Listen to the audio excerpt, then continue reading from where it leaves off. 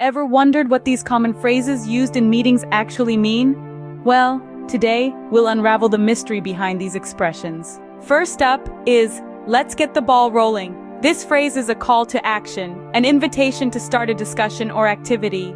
Imagine being in a meeting where the team leader says, "All right, everyone, let's get the ball rolling on this project." This means it's time to get to work. The second phrase is think outside the box. This phrase encourages innovative or unconventional ideas. For instance, a manager might say, "In finding a solution to this problem, we need to think outside the box." This means we need to think creatively and not limit ourselves to traditional methods or ideas. Third on the list is on the same page. This phrase indicates agreement or alignment on a topic or decision. If a team member says, "I want to make sure we're all on the same page before we proceed," it means they want to ensure everyone understands and agrees with the plan. Next is touch base. This phrase is used to schedule a meeting or catch up on progress. For example, a colleague might say, "I'll touch base with you next week to see how things are going." This means they plan to check in and see how your work is progressing. Fifth on our list is to iron out the details. This phrase means to resolve or clarify any remaining issues or uncertainties. If someone says, "We need to iron out the details of this contract," it means there are still points that need clarification or agreement. We also have in the home stretch. This phrase indicates that you're nearing the end or completion of a task or project. If your boss says, "We're in the home stretch with this project," it means you're almost finished.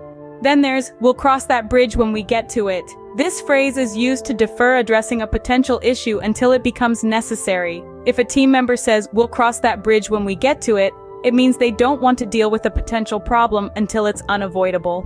Next is wrap up. This phrase is used to start concluding the meeting. For instance, if the meeting leader says, "Okay, it's time to wrap up," it means it's time to bring the meeting to a close. The ninth phrase is, "I hear you." This phrase is an expression of empathy. When someone says, "I hear you," they're saying they understand and empathize with your perspective. Lastly, we have reinvent the wheel.